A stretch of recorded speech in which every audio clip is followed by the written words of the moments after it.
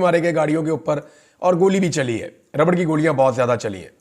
लेकिन इसके बावजूद जो पाकिस्तान तहरीक इंसाफ के काफिले में मुराद सईद की पूरी टीम है, जो इस वक्त खैबर पख्तूनख्वा की काबीना का हिस्सा भी है, उन लोगों ने ये रुकावटें अबूर कर ली और वो पहाड़ों पे चढ़ गए। उन्होंने पुलिस से उनकी जगह छीन ली और ये 20,000 पुलिस एहलकार जो वहाँ पे मौजूद थे, ये वहाँ से भाग गए और इन्होंने देहातों में और इधर उधर मुख्तलिफ जगहों पर भाग कर अपनी जान छुड़ाई। जबकि कारकुनों ने अब कटी पहाड़ी का सबसे मुश्किल मरहला अबूर कर लिया है। खैबर पख्तूनख्वा से जब भी कोई काफिला आता है ना, तो उसके सामने जो सबसे मुश्किल मरहला होता है, जिसको पार करना बिल्कुल मुमकिन नहीं होता। यानी अगर किसी भी पॉलिटिकल पार्टी को आप कहेंगे कि ये रुकावटें पार करो, तो वो कहेगी इनसेन है, ये हो नहीं सकता। तो पाकिस्तान तहरीक इंसाफ कोई जुनूनी पार्टी है, ये उसको क्रॉस कर लेते हैं हर दफ़ा।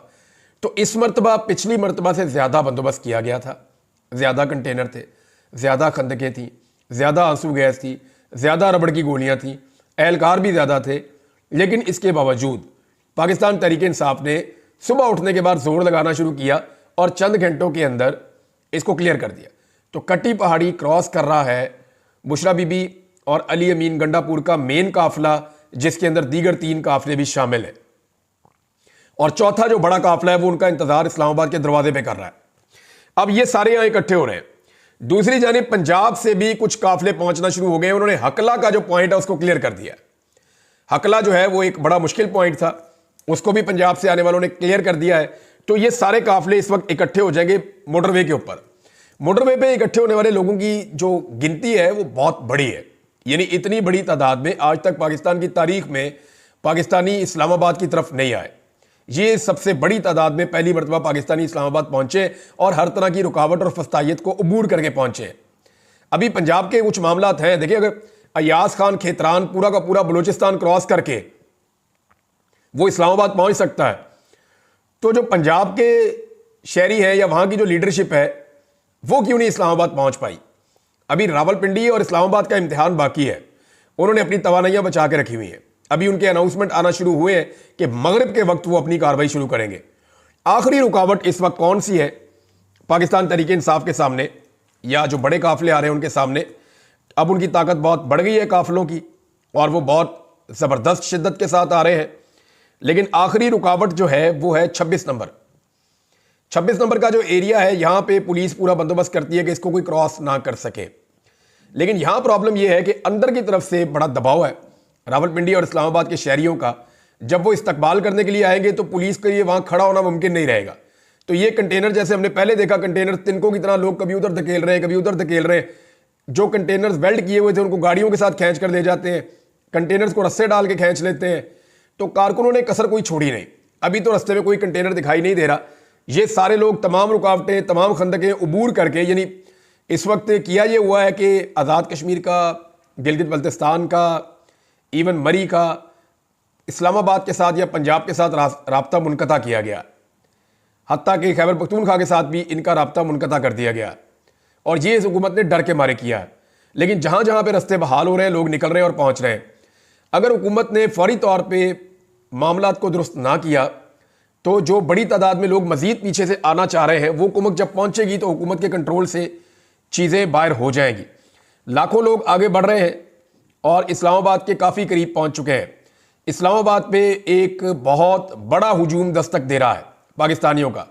ये पूरे पाकिस्तान से आए हुए लोग हैं जो 25 करोड़ पाकिस्तानियों की नुमाइंदगी कर रहे हैं इस्लामाबाद के दरवाजे पर। अब 26 नंबर को जब ये क्रॉस करेंगे तो इनकी अगली मंजिल होगी डायरेक्टली डी चौक। डी चौक में क्या होगा? डी चौक में मुझे ऐसा लगता है कि इन लोगों के पहुंचने से पहले ही जितनी लड़ाई होनी है वो हो जानी है और इस्लामाबाद के शहरी निकल आएंगे। आमिर मुगल ने कहा है कि हम अपनी तवानाइयां ज़ाया नहीं कर रहे, लेकिन हम सबको कह रहे हैं कि तैयार हो जाएं, अपनी अपनी चीज़ें तैयार कर लें। इमरान खान साहब से एक मुलाकात भी हुई है। देखिए, इमरान खान साहब को जेल में एक पैगाम भिजवाया गया और वो पैगाम लेकर बैरिस्टर गौर गए। इमरान खान साहब ने उस पैगाम के ऊपर ओके नहीं किया। देखिए, इमरान खान साहब को इससे पहले ऑफर थी कि आपको बनी गाला शिफ्ट कर देते हैं, आप हाउस अरेस्ट हो जाएं, चीज़ें चंद दिनों में बेहतर हो जाएंगी, आप इसको कॉल ऑफ कर दें। आज फिर इमरान खान साहब को कहा गया कि आपकी कुछ और बातें भी मान लेते हैं, किसी एक बात के ऊपर आ जाएं, आप इसको कॉल ऑफ कर दें। बल्कि यह भी कहा गया कि आपको खैबर पख्तूनख्वा भेज देते हैं, आप वहां चले जाएं, लेकिन इस वक्त इस एहतजाज को कॉल ऑफ कर दें। तो इमरान खान साहब ने कहा नहीं, पहले डी चौक पहुंचो फिर फैसला करते हैं। तो उन्होंने अपने कारकुनों को ये कहा कि आपने डी चौक पहुंचना है, और इमरान खान साहब की अहलिया बुशरा बीबी अली अमीन के साथ मिलकर लीड कर रही हैं, और वो तकारीर भी उन्होंने की है 2-3 दफ़ा। कारकुनों को उन्होंने पैगाम दिया कि हमने इमरान खान को लेकर वापस आना है, वो सिर्फ मेरा शौहर नहीं है, वो पाकिस्तान का बहुत बड़ा लीडर भी है, और हमने उसको लेकर वापस आना है, आपने मेरा साथ देना है। मैं अकेली भी रह गई ना तो वहाँ खड़ी रहूँगी, मैं वहाँ से नहीं हिलूंगी, मैं आखिरी सांस तक वहाँ पे खड़ी होकर मुकाबला करूँगी, मैं अपने शौहर को लेकर आऊँगी। अब बुशरा बीबी तो डट के खड़ी हो गई है, कारकुन भी उनके साथ खड़े हो गए हैं। कारकुनों की हालत यह है कि वो किसी और के ऊपर ट्रस्ट ही नहीं कर रहे, किसी पे भरोसा ही नहीं कर रहे, वो सारे के सारे इस वक्त डी चौक में पहुंच रहे हैं। अच्छा, इस्लामाबाद में जो अनाउंसमेंट की गई है, एक तो इमरान खान साहब ने चिट्टा इनकार कर दिया किसी भी किस्म की डील के, किसी भी किस्म की बात से। इमरान खान साहब के हासाब वैसे बहुत मजबूत हैं, दाद देनी पड़ेगी, इतना प्रेशर डाल के इन हालात में बंदा अपनी बात मनवा लेता है। लेकिन इमरान खान साहब ने कहा नहीं, उधर पहुंचो फिर बात करते हैं। तो पाकिस्तान तहरीक इंसाफ पहुंच रही है। अब पंजाब की क़यादत को यह सोचना पड़ेगा उन्होंने कब निकलना है और कैसे निकलना है और कैसे पहुंचना है। 10-12 काफिले जो निकल पड़े थे, जो रास्ते में आ गए थे, वो लोग तो अपने पहुंचने का बंदोबस्त कर रहे हैं, मैंने आपको उन सबके नाम बताया पिछले वीलॉग में। लेकिन जो लोग रह गए हैं उनको निकलना पड़ेगा, उन्हें पहुंचना पड़ेगा। अभी चकवाल ने निकलना है, तलागंग ने निकलना है, कलर कहाल ने निकलना है, अभी तो चक्री ने निकलना है, जेलम ने निकलना है, मंडी भाउद्दीन ने निकलना है, गुजरात ने निकलना है।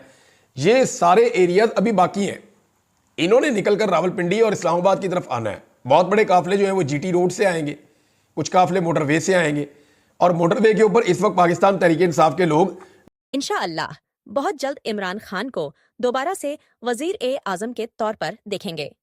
इंशाअल्लाह इमरान खान पाकिस्तान के एक मशहूर सियासतदान, क्रिकेटर और समाजी शख्सियत हैं, जिन्होंने 1996 में पाकिस्तान तहरीक-ए-इंसाफ (पीटीआई) की बुनियाद रखी। इनकी सियासत का महवर बदउनवानी के खात्मे, कानून की बालादस्ती और एक फलाही रियासत के कयाम पर मरकूज रहा है। क्रिकेट में अपनी कामयाबी और शौकत खानम कैंसर अस्पताल जैसे फलाही मंसूबों की वजह से आवाम में मकबूल इमरान खान ने 2018 के आम इंतखाबात में कामयाबी हासिल करके पाकिस्तान के 22वें वजीर-ए-आजम के तौर पर जिम्मेदारी संभाली। इनकी हुकूमत ने इस्लाहात, माशी बेहतरी और खारजा पॉलिसी में अहम तब्दीलियों की कोशिश की, लेकिन सियासी मुखालफत और चैलेंजेस ने इनकी हुक्मरानी को पेचीदा बनाया।